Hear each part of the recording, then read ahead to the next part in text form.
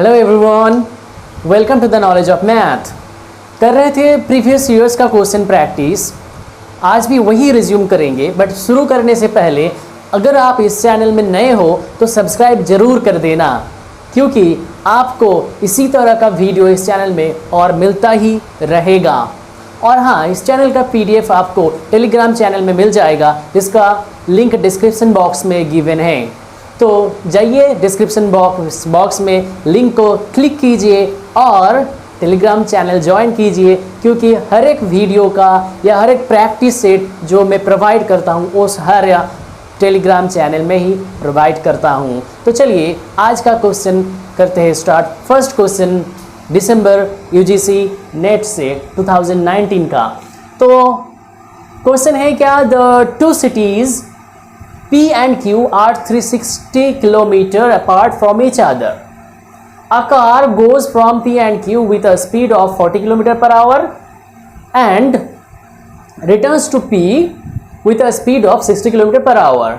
What is the average speed? देखिए यहाँ क्या है क्वेश्चन ये जो है गिवन है कि दो सिटीज़ है P and Q। दो सिटीज़ का डिस्टेंस जो है ये 360 किलोमीटर गिवन है, ओके। और जो है कि P से Q सिटी तक एक कार जा रहा है जिसका स्पीड गिवन है 40 किलोमीटर पर आवर। तो यहाँ से P से वो Q जाएगा तो उसका स्पीड जो गिवन है 40 किलोमीटर पर आवर, ओके। फिर वापस आ रहा है P में, तो P सिटी में अगर वापस आएगा वो उसका स्पीड वो लेके चल रहा है 60 किलोमीटर पर आवर। अब क्या चाहिए, अब पूछा गया है कि एवरेज स्पीड क्या है, कार का एवरेज स्पीड। तो देखिए कि एक बार जा रहा है सेम डिस्टेंस और सेम डिस्टेंस ही वापस आ रहा है, तब कंडीशन, इस कंडीशन में क्या करेंगे, इस कंडीशन में करेंगे फॉर्मूला। और फॉर्मूला है कौन सा, फॉर्मूला है एवरेज स्पीड का। एवरेज स्पीड का फॉर्मूला है 2xy by x plus y। तो यहाँ x और y कौन है, 40 या 60 में से किसी को x या किसी को y पकड़ लेते हैं। तो यहाँ कैसे करेंगे, दोनों का मल्टीप्लाई 40 इंटू 60 और 2 से मल्टीप्लाई और दोनों का प्लस 40 एंड 60 कर देंगे प्लस, तो पता ही है आपको क्या हो जाएगा, 100। हाँ बिल्कुल ही 100 हो जाएगा। और एकदम ही बेसिक से ही कर रहा हूँ, जो है ओनली कैलकुलेशन भी आप लोगों को दिखा रहा हूँ, समझने में आसानी हो। हालांकि आप लोगों को कैलकुलेशन आता ही है, कर लीजिए कैलकुलेशन मेरे साथ। तो 24 एंड 2 क्या आ जाए, 48 किलोमीटर पर आवर है क्या एवरेज स्पीड। तो ऐसा है, एवरेज स्पीड का यही फॉर्मूला है क्या, 2xy by x plus y. चलिए एवरेज स्पीड के बारे में और जानने के लिए जो स्पीड एंड डिस्टेंस चैप्टर है वहाँ डिटेल्स में गिवन है कि कब कौन सा जगह एवरेज स्पीड कौन सा लेना पड़ेगा, कौन सा फॉर्मूला यूज करना पड़ेगा, तो वहाँ गिवन है। तो वहाँ जाइए प्लेलिस्ट में देखिए कि स्पीड एंड डिस्टेंस का 2 वीडियोस है, वहाँ दोनों को ही देख लीजिए, तो आप लोग सीख लेंगे कि हर एक जो क्वेश्चन आता है स्पीड डिस्टेंस एंड टाइम से वो वहां जाके सीख लीजिए। तो चलिए देखते हैं और एक क्वेश्चन। हाँ चलिए देखते हैं, नेक्स्ट क्वेश्चन पढ़ते हैं। क्या है next question, a sum of money with compound interest become ₹2400 in 1 year and 3000 in 2 year, find out the principal amount.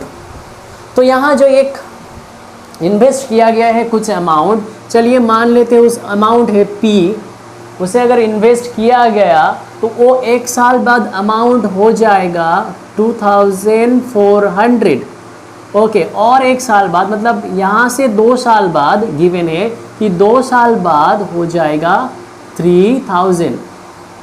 2 साल बाद मतलब ये जो है 1 ईयर 1 साल बाद और ये भी 1 साल बाद, टोटल जो हो रहा है ये हो रहा है 2 साल बाद। 2 साल बाद 3000 और 1 साल बाद हुआ है 2400। अब देखिए कि यहाँ जो कंपाउंड इंटरेस्ट में एक चीज़ आपको याद रखना है, क्या है, कंपाउंड इंटरेस्ट में जो 1 साल बाद इंटरेस्ट मिलता है वो प्रिंसिपल के साथ ऐड हो जाता है। अब जो प्रिंसिपल और जो इंटरेस्ट मिलाकर क्या होगा, अमाउंट, प्रिंसिपल और इंटरेस्ट मिलाकर होगा अमाउंट। ये जो अमाउंट हुआ है 1 साल बाद, मान लीजिए 1 साल बाद, ये 1 साल बाद कंपाउंड इंटरेस्ट में वो फिर से प्रिंसिपल हो जाएगा, वो फिर से हो जाएगा प्रिंसिपल। मतलब यहाँ जो ये कि 1 साल बाद हुआ है क्या, 2400, तो 2400 है ये जो 3000 का प्रिंसिपल।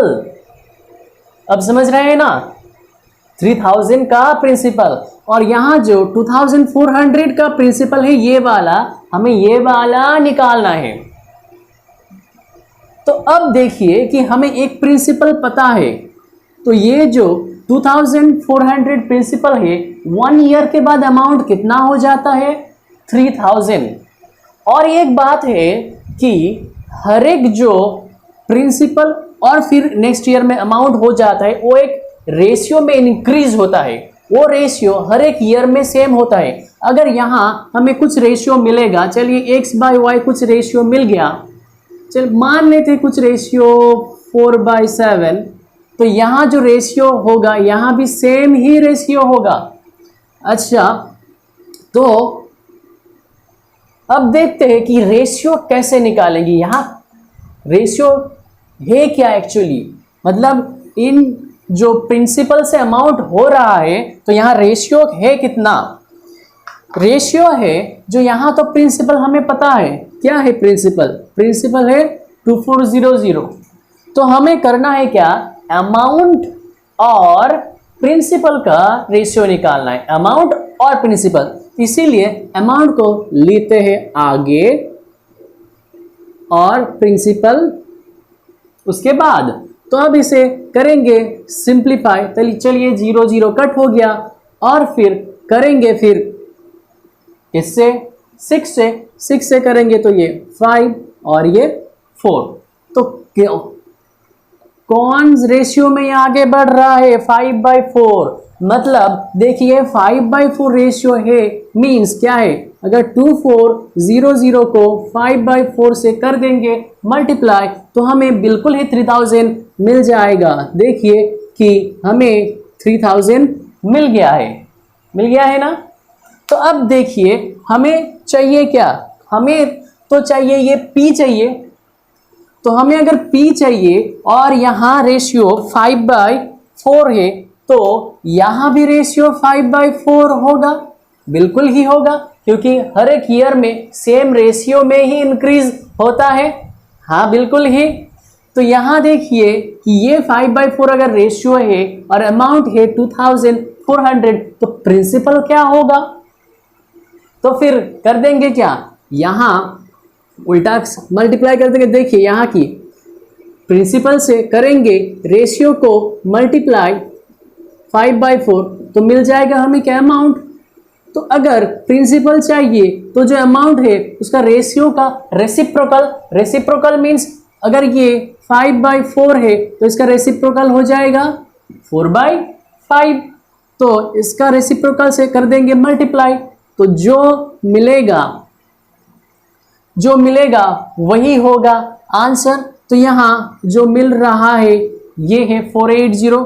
करेंगे फिर इसे कैलकुलेशन और कैलकुलेशन के बाद आ रहा है ये 1920 रुपीज़। तो समझ में आया है ना कि प्रिंसिपल गिवन अगर नहीं है, 1 साल के बाद अमाउंट या 2 साल के बाद अमाउंट कितना है ये अगर गिवन है तो हमें क्या निकालना है, ओनली कौन सा रेशियो में वो इंक्रीज हो रहा है। हर एक ईयर में रेशियो सेम होगा। ऐसे ही अगर गिवन रहता कि 2 साल में या 3 साल में अमाउंट कितना हो रहा है, प्रिंसिपल एक इन्वेस्ट किया गया, 2 साल के बाद एक अमाउंट होगा, 3 साल के बाद एक अमाउंट होगा, तो फिर प्रिंसिपल निकालिए। तो ये वाला भी कैसे करेंगे, सेम प्रोसेस से। चलिए अब देखते हैं कि नेक्स्ट क्वेश्चन है क्या। हाँ चलिए अब देखते हैं कि नेक्स्ट क्वेश्चन है क्या। क्वेश्चन है if x is to y is 7:9, then 3x minus 5y is to 4x plus y is what. यहाँ 4 ऑप्शन गिवन है, 4 ऑप्शन में से कौन सा आंसर होगा ये हमें निकालना है। चलिए ये वाला है बहुत ही इजी। यहाँ जो रेशियो गिवन है पहले वो देख लेते हैं कि x is to y given है 7:9। ओके, और हमें क्या निकालना है 3x minus 5y is to 4x plus y। ये अगर इज टू है तो चले इज टू ही लिखते हैं। तो यहाँ x y का अगर वैल्यू पता है, वैल्यू पता होगा तो हम निकाल लेंगे इन दोनों का रेशियो। तो यहाँ जो एक्स वाई का रेशियो ही गिवन है, क्या रेशियो गिवन है 7:9। तो यहाँ पकड़ लेते हैं कि 7 है x का वैल्यू और 9 है y का वैल्यू।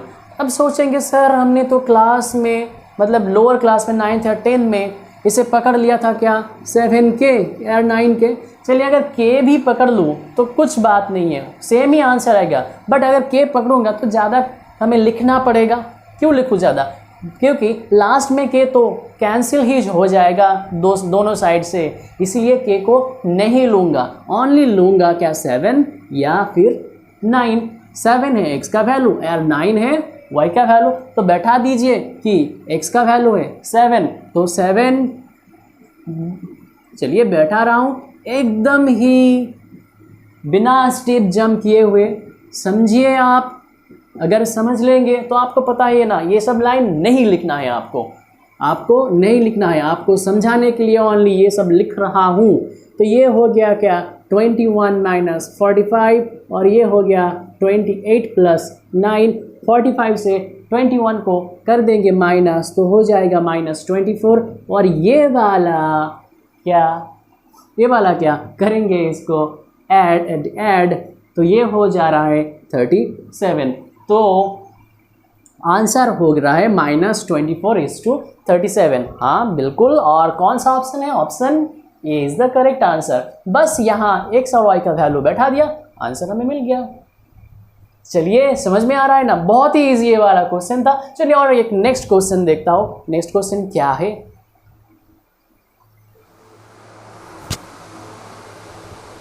चलिए देखते हैं नेक्स्ट क्वेश्चन है क्या।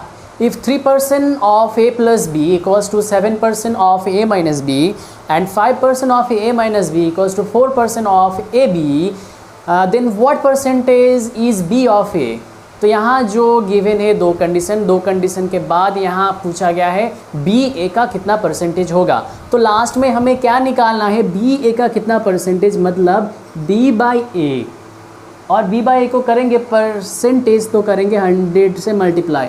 तो हमें फर्स्ट चाहिए b बाई ए। उन दोनों कंडीशन का यूज़ करके हमें चाहिए क्या, हमें चाहिए b बाई ए। तो निकालेंगे b बाई ए, कंडीशन को करते हैं यूज़। फर्स्ट कंडीशन जो गिवन है वो लिखते हैं यहाँ 3% ऑफ a प्लस बी और equals to 7% of A B. ये जो कंडीशन गिवन है इसे करते हैं अब सिंप्लीफाई करेंगे। परसेंटेज दोनों साइड में था तो चला गया, कैंसिल हो गया। और यहाँ तो बचा है 3 ओनली बचा है a प्लस बी और राइट साइड में बचा है 7ab, क्योंकि ऑफ मतलब ही है मल्टीप्लिकेशन, दैट्स वाई वो मल्टीप्लाई हो गया। और देखिए यहाँ से निकाल लेंगे ab का value, 3a plus B by 7 है ab का वैल्यू। नेक्स्ट जो कंडीशन है, नेक्स्ट कंडीशन में सेम ही कैलकुलेशन करेंगे और AB का ही वैल्यू निकालेंगे, क्योंकि दोनों जगह अगर AB का वैल्यू लेफ्ट साइड में मिल रहा है तो राइट साइड वाला भी इक्वल होगा। तो सेकंड जो कंडीशन गिवन है उसे दूसरे काली से लिखता हूँ, समझने में आसानी होगा इसीलिए। तो 5% of A minus B equals to 4% of AB, ये गिवन है। तो यहाँ भी परसेंटेज बोथ साइड में हो गया कैंसिल। तो ये 5a माइनस बी 4 है यहाँ, तो 4 को नीचे लिख दिया हूँ और राइट साइड में बचा है ओनली ab। तो यहाँ ab का वैल्यू यहाँ 1 है और ab का वैल्यू भी ये है। तो ab का वैल्यू जो भी है दोनों जगह सेम ही होना चाहिए, तो मतलब ये वैल्यू और ये वैल्यू दोनों सेम होगा। कर देते हैं दोनों का इक्वल। तो 3a plus B by 7 equals to 5a minus B by 4। तो यहाँ ओनली लेफ्ट साइड में ए बी जो टर्म है उस टर्म को लिखेंगे, तो ए प्लस बी, और नीचे इसको ले आया हूँ तो ए माइनस बी, और राइट साइड में 5 और 4 था और यहाँ 7 ले जा रहा हूँ ऊपर और 3 नीचे, तो ये हो जाएगा क्या 35/12। तो अब यहाँ हम एक प्रोसेस लगा देंगे। एक्चुअली वो जो प्रोसेस है वो है डिवीज़न एडिशन प्रोसेस। प्रोसेस का हमें नाम याद नहीं रखना है, बट प्रोसेस क्या है वो याद रखना है। प्रोसेस है क्या, अगर करेंगे दोनों न्यूमरेटर और डिनोमिनेटर का सब्सट्रैक्शन और लिख देंगे न्यूमरेटर में। चलिए लिखते हैं कि करेंगे दोनों का सब्सट्रैक्शन। सब्सट्रैक्शन मीन्स ए प्लस बी और माइनस करके यहाँ लिख दिया है न्यूमरेटर में, और फिर नीचे डिनोमिनेटर में क्या लिखेंगे, दोनों का ऐड करके लिखेंगे। ए प्लस बी यहाँ करेंगे प्लस ए माइनस बी। तो यहाँ लेफ्ट साइड में जो प्रोसेस यूज़ किया हूँ, राइट साइड में भी सेम प्रोसेस, ऊपर माइनस और नीचे क्या, नीचे हो जाएगा प्लस। चलिए लिखते हैं यहाँ इस साइड में। अब ये जो है यहाँ देखिए, करेंगे इसे सिंप्लीफाई। बिल्कुल देखिए एकदम ही स्टेप बाय स्टेप करा रहा हूँ, हर एक स्टेप, क्योंकि आप लोग समझ पाए इसीलिए। तो ये हुए ये वाला, और यहाँ अगर करेंगे तो ये a plus B plus A minus B, और यहाँ आ रहा है 23/47। ऊपर a कट हो जाएगा, नीचे b कट हो जाएगा, तो ऊपर बचा है 2b/2a। तो यहाँ 2 भी कट हो गया, तो ओनली बचा है b/a। तो हमें चाहिए था क्या, हमें तो चाहिए b/a चाहिए था। b/a और परसेंटेज मतलब उसे कर देंगे 100 से मल्टीप्लाई। तो b/a को अगर 100 से कर देंगे मल्टीप्लाई तो हमें मिल जाएगा परसेंटेज। तो वो जो परसेंटेज मिल रहा है 2300/47 परसेंटेज, यही है आंसर। और है कौन सा option, option D is the right answer. समझ में आया है ना, बस स्टेप बाय स्टेप करता गया हूँ और आंसर मिल गया है। यहाँ देखिए बहुत ही बेसिक स्टेप से कराया गया है, क्योंकि एक भी स्टेप को स्किप नहीं किया हूँ। आप लोग जब प्रैक्टिस करेंगे ऐसे करेंगे, बट जब एग्ज़ाम में करेंगे तो स्टेप को स्किप कर दीजिएगा। बहुत सारा स्टेप्स है जो आप स्किप कर सकते हैं। ओके, चलिए नेक्स्ट क्वेश्चन में अब मूव करते हैं, देखते हैं नेक्स्ट क्वेश्चन है क्या। हाँ चलिए देखते हैं नेक्स्ट क्वेश्चन है क्या। Certain principal invested at compound interest payable yearly amounts to 10,816 rupees in 3 years, okay, and 11,248.64 rupees in 4 years. What is the rate of interest? तो यहाँ क्या गिवन है, गिवन है कि एक प्रिंसिपल इन्वेस्ट किया गया है कंपाउंड इंटरेस्ट में, और 3 साल बाद कुछ अमाउंट होता है वो गिवन है, और 4 साल बाद कुछ अमाउंट होता है वो गिवन है। हमें चाहिए क्या, हमें रेट ऑफ इंटरेस्ट निकालना है। तो चलिए करते हैं ये वाला। तो ये प्रिंसिपल कुछ है वो 3 इयर्स बाद हो जाता है कितना, चलिए बोलिए। हाँ 10,000। देखिए देखिए क्या है क्वेश्चन में गिवन, 10,816 रुपीज़। हाँ, और फिर ये 3 साल बाद हुआ है, और फिर 4 साल बाद मतलब यहाँ से और 1 साल, और 1 साल बाद ये हुआ है 11,248.64 रुपीज़।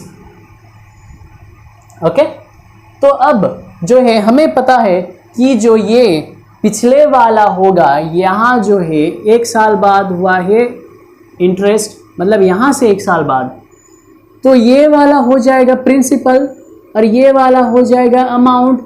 इस प्रिंसिपल के ऊपर ही 1 साल के बाद ये अमाउंट में कन्वर्ट होता है कंपाउंड इंटरेस्ट में, और जो रेट ऑफ इंटरेस्ट है वही चाहिए हमें। तो यहाँ निकालते हैं कि इन दोनों के, इसीलिए हमें रेशियो निकालना पड़ेगा, मतलब हम इन दोनों को करेंगे सिंप्लीफाई। तो सिंप्लीफाई करेंगे तो इन दोनों को करेंगे सिंप्लीफाई, करते हैं इसे 16 से। इसे अगर कैंसिल करूँगा तो हो जाएगा 676।